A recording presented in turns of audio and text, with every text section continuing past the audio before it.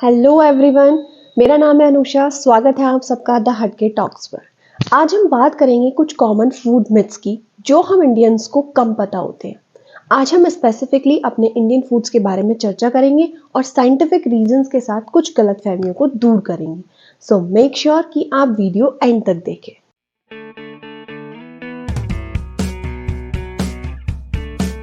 सबसे पहले हम आइसक्रीम के बारे में जानेंगे। क्या आपको पता है कि ज्यादातर लोग आइसक्रीम के नाम पर फ्रोजन डेजर्ट खा रहे हैं? अब दोनों में फर्क क्या है? देखिए, आइसक्रीम दो शब्दों से मिलकर बना है, आइस और क्रीम। अगर मिल्क क्रीम को मीठा करके उसमें फ्लेवर ऐड करते हैं तो उससे कई तरह की आइसक्रीम्स तैयार होती हैं, जिनकी लागत कंपनीज को काफी महंगी पड़ती है। इसलिए टोन्ड मिल्क में वेजिटेबल ऑयल का इस्तेमाल करके उसमें फैट कंटेंट बढ़ाकर आर्टिफिशियल क्रीम तैयार की जाती है।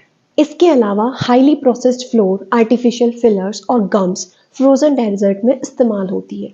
और ज्यादा बुरी बात यह है कि कॉस्ट कटिंग के लिए घटिया पाम ऑयल का भी इस्तेमाल किया जाता है। इसलिए बच्चों को और खुद आइसक्रीम खरीदते वक्त उसके इंग्रेडिएंट्स जरूर चेक करें। एक कॉमन मिसकंसेप्शन है कि माइक्रोवेव खाना खाने से कैंसर का रिस्क बढ़ जाता है। आपको बता दूं कि माइक्रोवेव कुकिंग और खाना गर्म करने का एक सेफ, इफेक्टिव और हाईली कन्वीनियंट मेथड है। सही टेम्परेचर सेट करने से कुकिंग करते वक्त न्यूट्रिएंट प्रिजर्व होते हैं और ओवर कुकिंग या फिर डीप फ्राई से होने वाले हार्मफुल कंपाउंड के फॉर्मेशन से भी बचा जा सकता है। कई लोग सोचते हैं कि माइक्रोवेव खाने में जो रेडिएशन होती है उससे दिल की बीमारी, गैस की समस्या, पेट खराब हो जाना, ये सब होता है। लेकिन वर्ल्ड हेल्थ ऑर्गेनाइजेशन के मुताबिक माइक्रोवेव में गर्म किए खाने में कोई हर्ज नहीं है। बस ध्यान रखें, जिस बाउल में आप खाना गर्म करें वो या तो अच्छे पॉलीमर प्लास्टिक का हो या ज्यादा बेहतर है कि वो ग्लास का बना हुआ हो। अगर आप अंडे खाते हैं तो एक बात आपको जरूर समझ लेनी चाहिए कि व्हाइट एग या फिर ब्राउन एग से मिलने वाले न्यूट्रिशन में कोई विशेष अंतर नहीं होता, जबकि ब्राउन एग व्हाइट एग की जगह 3 से 4 गुना महंगा मिलता है।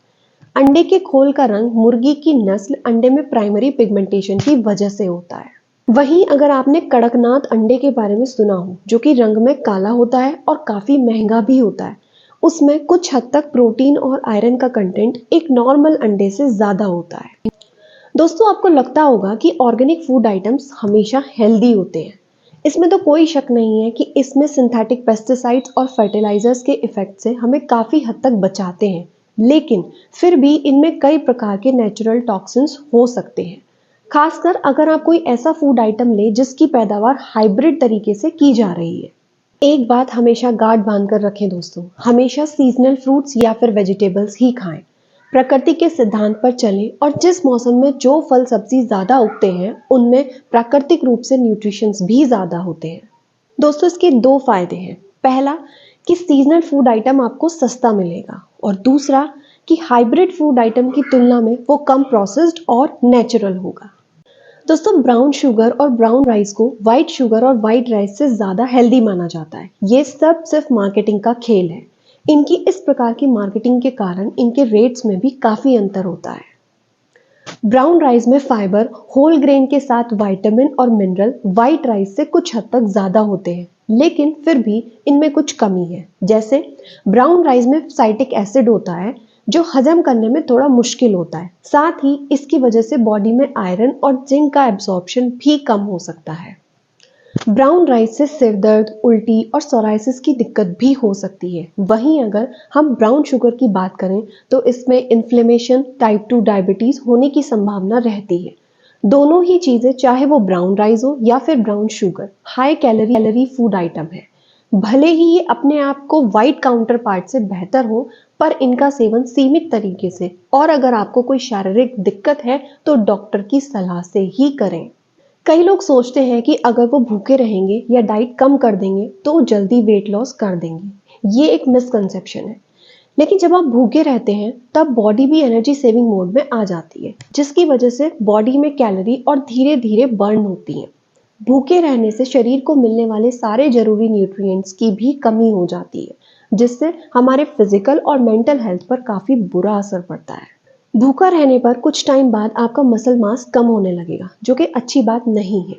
इसके अलावा week immune system, general weakness, कमजोरी आपके नॉर्मल लाइफस्टाइल पर एक बुरा असर डालेगी। इसकी बजाय आप इंटरमिटेंट फास्टिंग और फिजिकल एक्सरसाइज के साथ कुछ बैलेंस डाइट पर फोकस कर सकते हैं। वेट लॉस या वेट गेन करने के लिए आपकी बॉडी कितनी कैलोरी बर्न करती है और आपके खाने के जरिए कितनी कैलोरी का इंटेक होता है, इस पर डिपेंड करता है। अगर आपका कैलोरी इंटेक आपकी टोटल कैलोरी बर्न से ज़्यादा है तो एक्स्ट्रा एनर्जी फैट के रूप में आपकी बॉडी में स्टोर हो जाएगी, जिससे आपका वजन बढ़ेगा। वहीं दूसरी तरफ अगर आप कैलोरी इंटेक से ज़्यादा एनर्जी खर्च करते हैं तब आपका वेट लॉस होगा। हर चीज़ आपको बैलेंस तरीके से अपनी बॉडी कंडीशन को देखते हुए करनी चाहिए। बहुत ज़्यादा प्रोटीन रिच डाइट खाने से किडनी खराब हो जाती है, इसलिए कई लोग अपना प्रोटीन इंटेक कम कर देते हैं। प्रोटीन हमारी बॉडी के लिए बहुत ज़रूरी है, ये तो आप सभी जानते होंगे। बॉडी में एनर्जी के 3 सोर्स होते हैं, फैट, कार्बोहाइड्रेट और प्रोटीन, जिसमें प्रोटीन का अपना एक इम्पॉर्टेंट रोल है। प्रोटीन से मसल्स बिल्ड भी होती हैं और यही कारण है कि जिम में बॉडी बिल्डिंग की होड़ में लोग, खासकर युवा, बिना किसी रिसर्च के प्रोटीन इंटेक शुरू कर देते हैं।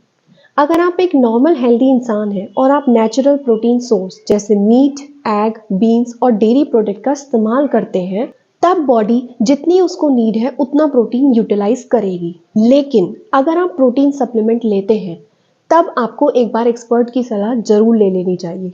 कई लोग एल-ग्लूटामाइन और केराटिन का ज़्यादा इस्तेमाल कर लेते हैं, जिससे आगे चलकर उनको हेल्थ इश्यूज होने की संभावना बढ़ जाती है। दोस्तों, चीज़ों को लेकर ओवर सीरियस ना हो, और अगर आप बहुत स्ट्रिक्ट डाइट या फिटनेस प्लान बनाएंगे तब काफ़ी चांसेस हैं कि आप उसे लंबे समय तक फॉलो नहीं कर पाएंगे। इसलिए लगातार सीखते रहें और छोटे छोटे इम्प्रूवमेंट्स करते रहें।